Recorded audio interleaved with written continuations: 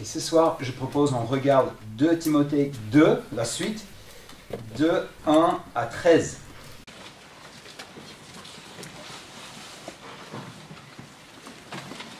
Vous le trouvez? Vous avez vos Bibles cette fois-ci, hein? C'est bon, bien. Alors, 2 Timothée 2, 1 à 13. Toi donc, mon enfant, fortifie-toi dans la grâce qui est en Jésus-Christ. Ce que tu as entendu de moi en présence de nombreux témoins, confie-le à des personnes fidèles qui soient capables de l'enseigner aussi à d'autres. Souffre avec moi comme un bon soldat de Jésus-Christ. Aucun soldat en service ne s'embrasse des affaires de la vie courante s'il veut plaire à celui qui l'a recruté. L'athlète n'est pas couronné s'il n'a pas lutté en respectant les règles. Le cultivateur qui travaille dur doit être le premier à récolter les fruits. Comprends ce que je dis et que le Seigneur te donne en effet de l'intelligence en toutes choses. Souviens-toi de Jésus, le Messie ressuscité, issu de la descendance de David, conformément à l'évangile que je prêche et pour lequel je souffre au point d'être enchaîné comme un malfaiteur. Mais la parole de Dieu n'est pas enchaînée. C'est pourquoi je supporte tout à cause de ceux qui ont été choisis, afin qu'eux aussi obtiennent le salut qui est en Jésus-Christ, avec la gloire éternelle. Cette parole est certaine. Si nous sommes morts avec lui, nous vivrons aussi avec lui. Si nous persévérons, nous régnerons aussi avec lui. Si nous le renions, lui aussi nous reniera. Si nous sommes infidèles, lui reste fidèle, car il ne peut se renier lui-même. Je vais prier. Encore Seigneur, on a besoin de ton aide ce soir. On est peut-être fatigué. Merci pour cette journée que tu nous as donnée. Donne-moi la clarté.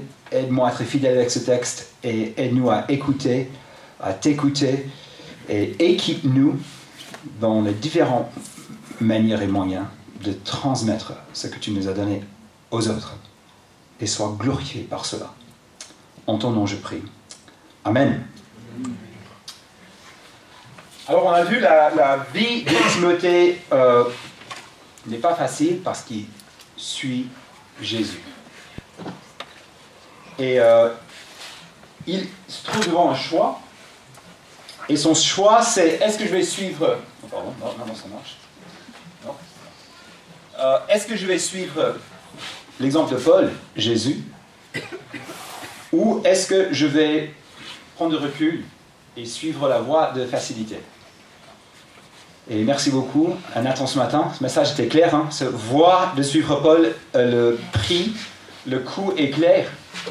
Ça va coûter, il faut qu'on accepte la honte, accueille la souffrance et ranime ce don qui est en nous, qui est en Timothée, pour le faire.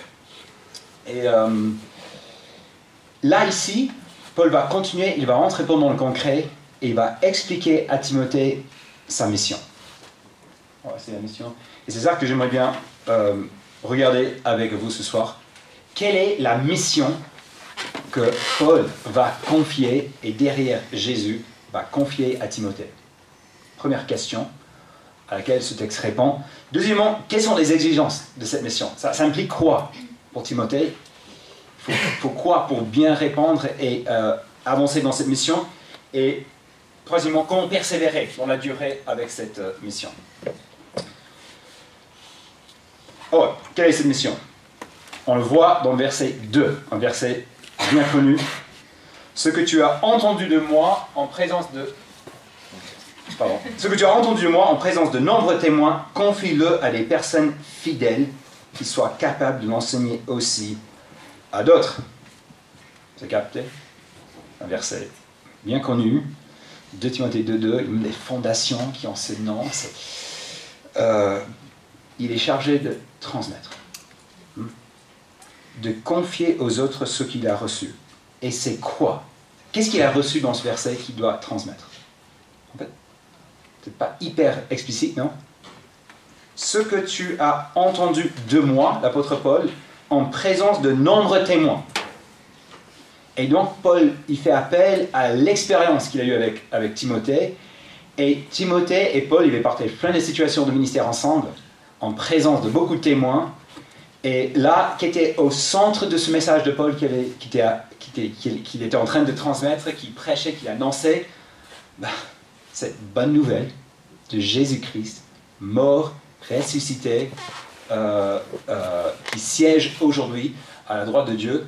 La bonne nouvelle pour nous, l'évangile, et ce que Timothée connaissait très bien, parce qu'il a entendu Paul prêcher beaucoup de fois. Là, il dit, ce que tu entends de moi, maintenant, Timothée, c'est à toi de le transmettre. Transmets l'évangile aux autres. C'est beau, on voit dans ce passage cette chaîne de transmission, avec plusieurs maillons. On va me dire, il y a 4 générations ici. Vous voyez dans le verset, vous voyez les 4. On a Paul, hein, qui a enseigné à Timothée, deuxième. Qui ensuite, Timothée qui est censé enseigner aux personnes fidèles, troisième. Qui peut enseigner encore à d'autres. Donc on voit déjà ces 4 générations de transmission. Et si on remonte, Paul, il avait pris ce message de la part de Jésus. On a 5 maillons dans cette chaîne de transmission déjà à l'époque de Timothée. Et Timothée est là et il est chargé de transmettre ce message. Et il doit faire chercher quoi? On a vu hier qu'il était assez seul. Beaucoup se sont détournés. Et il doit chercher des personnes fidèles. Vous avez vu ça? Des hommes ou des personnes fidèles. Des personnes qui marchent avec Dieu. Fidèle ne veut pas dire parfait, sans aucun défaut, non. Mais ça veut dire fidèle. Vous connaissez des mariages qui ne sont pas parfaits, mais où les 2 conjoints sont fidèles. Donc Timothée cherche des personnes fidèles qui sont capables, à leur tour, d'enseigner les autres. Du coup, voilà, c'était la mission ici. Maintenant, Timothée, ok, la vie n'est pas simple, il faut accepter la honte, la souffrance, ranime ce don, et maintenant, confie ce message que tu as reçu aux autres. Quelle est l'application de ça pour nous? Dans un premier temps, c'est clair que nous avons tous besoin de recevoir. Pour être dans cette chaîne, on a besoin de recevoir, non? D'être enseigné. Et c'est chouette que vous êtes là, vous avez choisi de passer Nouvel An avec plein de plénières, avec des ateliers pour recevoir. Et je t'encourage, en 2024, à recevoir, à être enseigné. C'est quand même fort, hein? Paul, il est dans un trou afin que la parole de Dieu soit enseignée. La valeur est si importante que ce message soit transmis, soit partagé. Que Paul, il souffre, il appelle Timothée à souffrir afin que ça soit partagé. Que d'autres puissent recevoir. Quelle valeur pour nous, quel encouragement pour nous de recevoir, de remplir nos vies avec ce bon dépôt, évangile. L'évangile, il est infiniment riche. Et du coup, c'est pas juste on passe un week-end, on passe un peu de temps et puis ça y est, on a compris l'évangile, les implications. Non, c'est immense. Et on peut toujours plus recevoir. Et j'aime bien les images que la Bible donne pour le rôle de l'enseignement et notre compréhension de la parole. Je pense à l'image d'être enraciné comme un arbre. Des racines qui sont profondes. Et cette année, tu as l'occasion de pousser des racines un peu plus profondément dans ta vie. Et les tempêtes peuvent venir. Et c'est là où ça se révèle, hein, si on a des racines hyper peu profondes ou vraiment enracinées.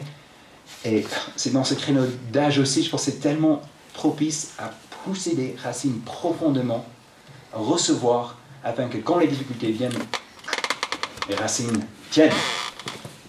Aussi, comme la nourriture, on parle aussi, la Bible parle de l'enseignement comme la bonne doctrine, la nourriture. Et du coup, peut-être tu vas rentrer dans ton église et peut-être tu dis l'enseignement n'est pas tip-top, ou peut-être c'est pas toujours extraordinaire. Et tu sais, c'est comme beaucoup de repas que nous mangeons, pas forcément les repas extraordinaires, non? au moins chez moi. Bon, ma femme Caroline est une très bonne cuisinière, mais bon. Mais ça nous garde la vie, hein. Il faut manger et de voir ton église, de voir ces moments où tu peux recevoir comme précieux, pas seulement pour les prochaines 10 ans, mais pour demain, pas aujourd'hui, parce que c'est comme une nourriture. Donc on est appelé à recevoir. Mais je pense qu'on est tous aussi impliqués dans cette belle tâche et cette belle mission de transmettre. Parce que finalement, c'est à travers l'église locale que Dieu veut faire ça. Et du coup, on a tous un rôle, on peut tous contribuer à aider dans ce projet de transmettre, qui est tellement central. On le voit dans cette lettre. Confie ce message aux autres. Et du coup, être au service, d'encourager les moments, même tu sais, cette salle a dû être chauffée pour qu'on soit là, il y a beaucoup de travail qui était déjà fait, qu'on soit là, ici, en fin de recevoir. Et merci à toute cette équipe, c'est du boulot, et ça nous permet d'être ici dans les bonnes conditions. Et on peut aussi être impliqué, mais clairement, il y a certains ici, et vous êtes appelés à faire comme Timothée, à transmettre toi-même. Trouver les personnes fidèles qui peuvent transmettre aux autres. C'est pas tout le monde, tout le monde n'a pas ce don, n'a pas cette capacité, mais certains ont. Et je suis sûr que dans une salle comme ça, il y en a certaines personnes ici, et vous avez cette mission devant vous, devant toi, de prendre ce que tu as reçu et de la transmettre, parce que tu as la capacité, et tu as le don, et Dieu t'appelle, et c'est solennel, parce que comme Timothée, c'est pas évident. C'est la voie plus difficile, mais ça vaut la peine. On est là dans cette chaîne avec tellement de maillons, et on est là en 2023, 2024, et on a ce message qui est arrivé jusqu'à nous. Et tu sais, l'Église, on est toujours une génération de l'extinction. Si personne ne se lève, on est très mal. Du coup, je pose la question, qui sera l'orateur pour Teen Ranch 2040 ? Mon fils va avoir 20 ans, 18 ans, et je ne suis pas sûr que je serai capable, et il ne va pas apprécier d'avoir son père d'ailleurs. Donc je pense que je vous invite à réfléchir à cet privilège. Dieu dit, à ceux qui ont beaucoup reçu, beaucoup sera demandé. Et de réfléchir à cette question, est-ce que moi, Seigneur, tu veux que je m'engage à transmettre aux autres? Et je pense que c'est tellement beau ici ce passage. Il demande quoi? Tu sais, c'est pas d'être un orateur de haut niveau, c'est pas d'avoir des capacités absolument exceptionnelles. C'est quoi? Fidèle. C'est bon, hein, d'être à une vie qui est fidèle, pas une vie parfaite, mais quand même de marcher fidèlement avec Jésus. Et puis être capable de transmettre. Et il y a beaucoup de moyens. Là, je ne parle pas juste de titre de dimanche matin qui va donner la prédication. Il y a beaucoup de moyens, des petits groupes, des études bibliques, des trucs pour transmettre. Et peut-être toi-même, 2024, tu peux faire un pas. Parce que comment tu sais si tu es capable de transmettre? Beaucoup d'entre nous, tu demandes à Nathan, tu demandes à François, des prédicateurs, au début, c'est pas gagné. Hein. C'est rare les gens qui disent oui, tout de suite, je sais, je vis bien ça, j'aime ça. C'est plutôt rare. Il faut se lancer, il faut essayer. Et dans peut-être un petit groupe, un contexte où tu peux tester et dire ok, j'aimerais bien aussi, je vais tenter d'animer cette étude biblique, ou je vais essayer d'expliquer ce texte, ce passage à mon ami. Et là, je pense qu'il y a des occasions, des opportunités devant vous cette année, et je vous encourage à les saisir et essayer de discerner. Est-ce que Dieu me demande d'être dans cette mission, de prendre ce que moi j'ai reçu et de le transmettre aux autres? Ça, c'est la mission. Alors, cette mission demande quoi? Deuxième question. Quelles sont les exigences? Et ce qu'on voit, cette mission demande la persévérance dans la difficulté, voire même la souffrance, en vue de la récompense. Parce que là, c'est de persévérer en vue des fruits. Et pour ça, Paul donne ces trois images. Trois images pour nous aider, pour aider Timothée à voir cette mission et ce travail qu'il a devant lui. Et Vous avez capté ces images. Et c'est intéressant, à la fin de ces images, il donne ce verset 7, il dit « Comprends ce que je dis et que le Seigneur te donne, en effet, de l'intelligence en toutes choses. » Je pense qu'il dit, voilà, voici 3 images. Maintenant, à toi, Timothée, de réfléchir, de ruminer un peu sur ces images et comment ces images s'appliquent à ta vie. Ben, la première image, c'est de soldat. Si tu es appelé à transmettre, tu es comme un rôle comme un soldat. Et le soldat, bien sûr, il pense à l'armée et ce que le supérieur lui demande. C'est pas, ah, je vais faire ça, imagine, il débarque dans le militaire, ah, je fais ça juste pour moi-même, j'en viens tirer un peu, et je cherche des expériences un peu personnelles, et dès que le chef dit non, tu fais ça, ah bon, ouais. Ben non, on s'engage. Et tu vois, il dit, aucun soldat en service ne s'embrasse des affaires de la vie courante s'il veut plaire à celui qu'il a recruté. Quand tu t'engages dans l'armée, tu as des choix à faire. Bon, tu sais, en Suisse, c'est obligatoire. C'est drôle de voir des jeunes, ils ont service militaire et ils font ça. Hein. Ah non, on a un autre truc ce week-end, désolé, je dois faire mon service militaire. Et même j'avais un étudiant, je dis désolé, service militaire, et du coup, directeur du BG, j'ai rien à dire, ok. On va te donner un petit devoir compensatoire, mais service militaire, service militaire. Mais mes grands-parents, pendant la Deuxième Guerre mondiale, ils ne s'intéressent pas du tout à ça. La guerre était en Europe, et puis, boum, le 7 décembre 1941, Pearl Harbor, et c'est plus facile comme ça.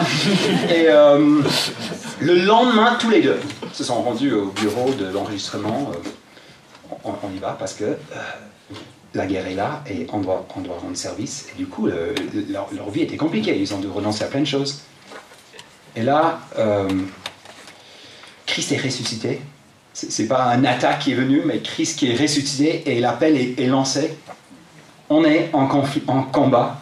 Un combat de la victoire, d'annoncer cette victoire que Christ a achevée. Et si Dieu t'appelle, tu as un supérieur qui t'appelle et il y a des bonnes choses dans la vie, il faut le laisser de côté. Soldat. Deuxième image, l'athlète. L'athlète n'est pas couronné, c'est pas lutter en respectant les règles.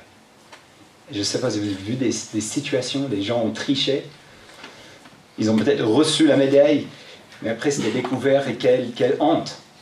Elle lance Armstrong, hein, qui a dû payer 30 millions de dollars.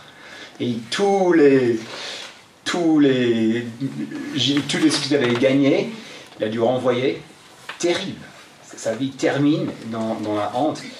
Et le sport était assez important dans la culture grecque. Les gens comprenaient. Si on veut gagner, on ne peut pas faire des raccourcis. On doit respecter. J'espère l'équipe, tu vois, l'équipe 9, vous êtes bien respectés. Les règles du jeu à fond quand vous avez gagné, j'espère en tout cas. Parce que, comme ça, quand on vit la victoire. Et puis le cultivateur, qui travaille dur, qui est le premier à récolter les fruits. Et un encouragement, c'est du dur travail, mais après, de voir les fruits qui poussent, de profiter du résultat. Vous voyez, dans toutes ces images, hein, le présent est difficile. On est engagé dans le service militaire. On doit respecter les règles. On travaille, on laboure la terre. Mais ça produit quelque chose de très positif. Si on fait des raccourcis, on ne va pas avoir cette récompense. Et le ministère est comme ça. Il n'y a pas des raccourcis. Et c'est quand même solennel. Hein? Je pense notre nature, on aime bien, ok, je vais faire quelque chose. Oui, la vie de Paul, ça a l'air assez difficile, la vie de Timothée, mais là, on est 2023, on va trouver d'autres moyens de faire, on va éviter les difficultés. Moi, mon ministère va être tranquille. Désolé. Non, on est appelé dans la même voie, mais ça vaut la peine. Parce que c'est des images aussi positives. Hein. Si tu travailles, la terre, ça produit. Tu respectes des règles, tu gagnes. Et si tu gagnes, c'est juste. Et devant toute cette difficulté, il y a une récompense qui est là. Et voilà, on a besoin de la persévérance qui accepte les difficultés en vue de la récompense. Et c'est le cas aujourd'hui. Et je trouve qu'une passion, c'est libérateur, ça. De savoir, ok, Si je m'engage dans l'église, ça ne va pas être toujours simple. J'aurai des moments de découragement, j'aurai des difficultés, c'est comme de faire du jardinage, il y a des rangs, c'est difficile, mais c'est normal. C'est normal, et dans ces problèmes et dans ces difficultés, Dieu est en train de faire pousser du fruit. Et tu vas le voir, si tu marches avec lui, si tu fais avec lui, ça viendra. Et ça nous encourage. Du coup, la mission, transmettre. Deuxième, on a besoin de la persévérance. Et finalement, comment? Alors, comment persévérer dans cette mission? Et là, Paul termine cette partie avec un peu, je pense, le moteur derrière. Qu'est-ce qui nous aide finalement? Oui, on a le fruit, on a les récompenses, mais on a besoin d'une motivation encore plus grande. Et là, il continue, et vous allez me dire, mais David, c'est un peu trop simple. Voici ce qu'il dit, verset 8. Alors Timothée, tu es comme un soldat, tu es comme un athlète, tu es comme un cultivateur, c'est difficile, confie cette tâche aux autres, et souviens-toi de Jésus. Timothée, il était dans le ministère des années. Combien de fois il a prêché l'évangile, combien de fois il a raconté ce message, et ici Paul dit, ah Timothée, souviens-toi de Jésus, le Messie ressuscité. Alors, je ne pense pas que Timothée a oublié. Ah oui, Jésus, ah oui. Ah oui, c'est le Messie, non? Ah oui, le Messie ressuscité, ça me dit quelque chose. Mais non, mais si. Tu sais, c'est possible de, peut-être pas oublier de manière abstraite comme ça, mais de plus voir les difficultés dans nos vies à la lumière de qui est Jésus et ce qu'il a fait. C'est quand même juste énorme. Nous sommes à la suite du roi choisi par Dieu, que Dieu a envoyé vers nous, qui est mort pour nos péchés et qui est ressuscité. On sert un roi ressuscité. Et c'est beau, je trouve, c'est quand même un thème qui est bien présent dans les chants. C'est bien parce que c'est pas souvent, on chante la résurrection à Pâques et puis hop, on tourne la page et c'est plus très central. Et pour Paul, c'était central. Et il voulait que ça soit central pour Timothée. Timothée, souviens-toi du roi ressuscité. Le problème fondamental n'est pas les soucis autour de nous et pas les difficultés. C'est souvent on perd la vision de Jésus et le fait qu'il est notre roi qui a vaincu la mort. C'est une victoire totale, c'est une victoire écrasante. Jésus, le roi ressuscité qui change tout. Et on a presque tout l'évangile dans ces deux mots. Le Messie ressuscité. Puis dit descendance de David. Donc c'est-à-dire c'est pas juste venu comme ça, toute une histoire qui vient depuis Genèse 3 avec ses promesses d'une descendance et puis le roi David et puis enfin arrive Jésus de Nazareth qui est le Messie, le roi ressuscité.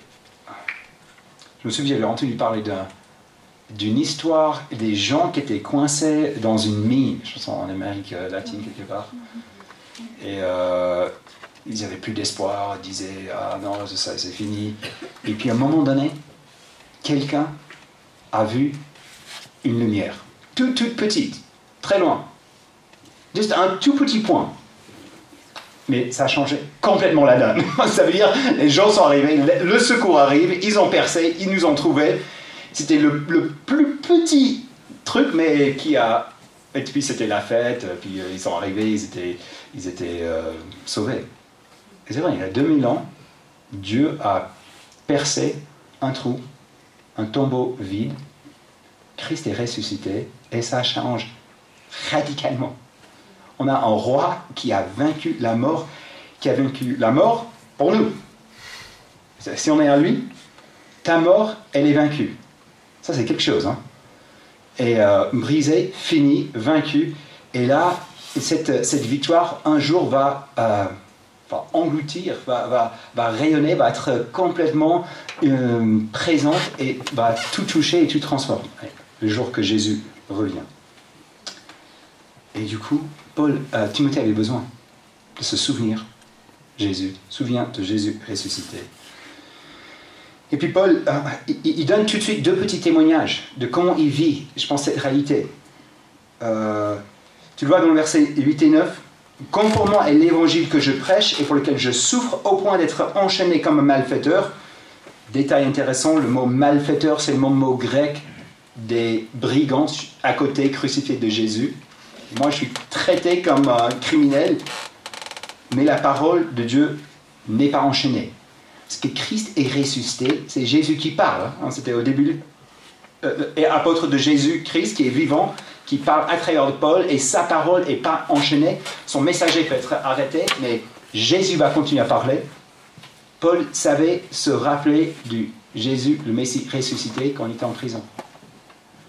Et du coup, il dit oui, je souffre comme malfaiteur, mais la parole n'est pas enchaînée.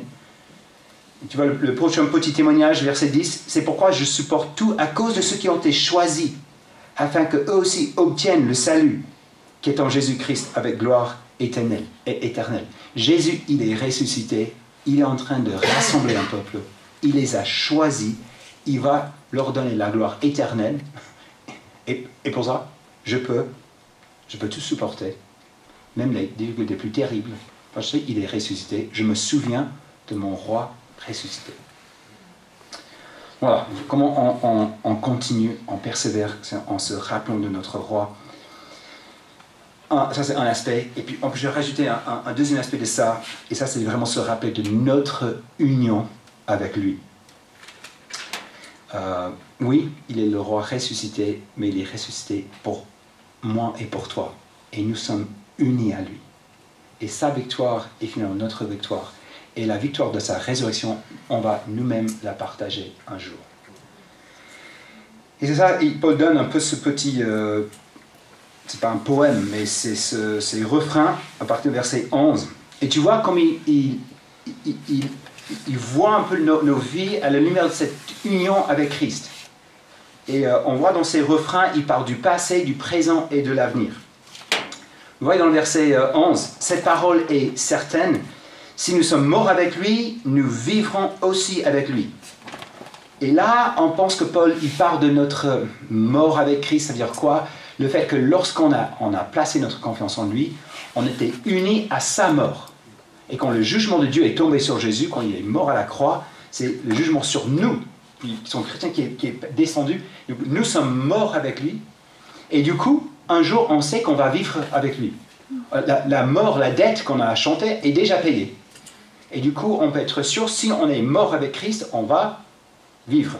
Si nous sommes morts avec lui, nous vivrons aussi avec lui. C'est beau, c'est la foi chrétienne, c'est la base. C'est le passé, pour ceux qui ont placé leur foi en Christ. Et du coup, verset 12, si nous persévérons, nous régnerons aussi avec lui. Tu vois le présent ? Ok, on est mort avec lui, on a cette vie avec lui, mais maintenant, il faut continuer avec lui. Il faut, avec Jésus, persévérer et savoir qu'un jour, on va régner également avec lui. C'est quand même énorme. Hein. J'imagine pour toi, c'est un peu abstrait. Tu te vois en train de régner avec Christ. Ça nous dépasse un peu, non? Mais c'est vrai.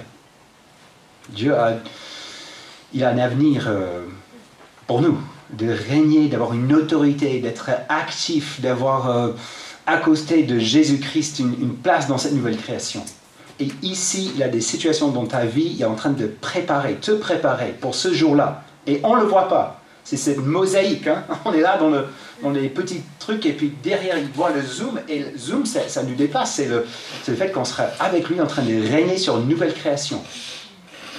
Et vous êtes en entraînement pour ça aujourd'hui, et du coup, il faut qu'on continue. Et ensuite, un avertissement. Verset 12b, si nous le renions, lui aussi nous reniera. Et ça, c'est pour ceux qui détournent. Et c'est un avertissement solennel pour Timothée. Timothée, attention, de détourner complètement, de renier, fondamentalement, c'est très, très dangereux. Prends pas cette voie, c'est dangereux, parce que Dieu est fidèle à lui-même, et Dieu nous reniera si on rejette de manière définitive Dieu et ce qu'il a fait pour nous. Mais il ne termine pas comme ça. Il termine avec un dernier mot d'encouragement. Si nous sommes infidèles, lui reste fidèle. Il ne peut pas se renier lui-même. c'est beau, il termine avec cet appel encouragement. On n'est pas toujours fidèle. Il y a des manquements. Je pense là, il ne part pas d'une infidélité absolument totale. On est en train de renier Christ et se détourner définitivement. Il parle des chutes, des moments où on n'est pas fidèle comme on pourrait être, on devrait être. Mais finalement, Paul rappelle que la fidélité de Dieu est quand même plus grande que notre infidélité. Et il reste fidèle et il reste pour nous. Et je pense intéressant, il termine avec ce verset. Il reste fidèle. Et j'avais sauté le premier verset. Mais je pense Paul, il revient avec le premier verset qu'il avait commencé dans cette partie. Tu vois le verset 1. Toi donc mon enfant, fortifie-toi dans la grâce de Dieu. Dans la grâce qui est en Jésus-Christ. Et je pense finalement, c'est ça, c'est cette fidélité de Dieu envers nous, qui est plus grande que nos manquements, plus grande que nos péchés. Cette grâce qui est là, qui peut nous fortifier pour cette tâche de transmettre, pour se confronter avec ces difficultés. C'est magnifique et c'est énorme que la source finale de notre force, de notre capacité de persévérer n'est pas en nous-mêmes. Ce n'est pas à l'intérieur de nous, c'est à l'extérieur de nous. Timothée, fortifie-toi, même sois fortifié dans la grâce, en toute cette bonté imméritée que Dieu déverse sur ses enfants. Cette fidélité était plus grande que notre infidélité sur nous. Fortifie-toi dans cette grâce et vas-y, accomplis cette mission. Et ça, c'est ma prière pour nous tous. Vous avez reçu beaucoup. Hein? Et vous avez la grâce de Dieu. Vous avez tu peux brancher dans la prise la plus puissante qui existe, ta vie. La grâce de Dieu qui est en Jésus-Christ. Quel privilège! C'est pas en toi-même, mais tu peux te brancher dans cette source. Fortifie-toi dans la grâce qui est en Jésus-Christ. Et vas-y, accomplis et transmets. Et même dans les moments difficiles, comme un soldat, comme un athlète, comme un cultivateur, et voir les fruits. Et que Dieu soit glorifié et qu'on soit émerveillé de voir ce que le Seigneur peut faire en nos petites vies, en essayant d'être fidèles, mais lorsqu'on se trouve fortifié dans la grâce qui est en Jésus-Christ. Je prie. Seigneur, merci. Merci pour cette grâce qui est disponible aujourd'hui, ce soir. Merci pour mes frères et sœurs et je prie que tu puisses les diriger. Je pense à ces questions de discernement. Comment on peut transmettre, quelle est notre place, comment on peut être un soutien vers ceux qui peuvent transmettre dans l'église locale et dans d'autres ministères. Seigneur, remplis-nous avec cette sagesse, avec ce courage et cette persévérance de continuer, de semer, de planter, d'œuvrer en comptant sur toi et ta force et ta grâce qui est en Jésus-Christ. Amen.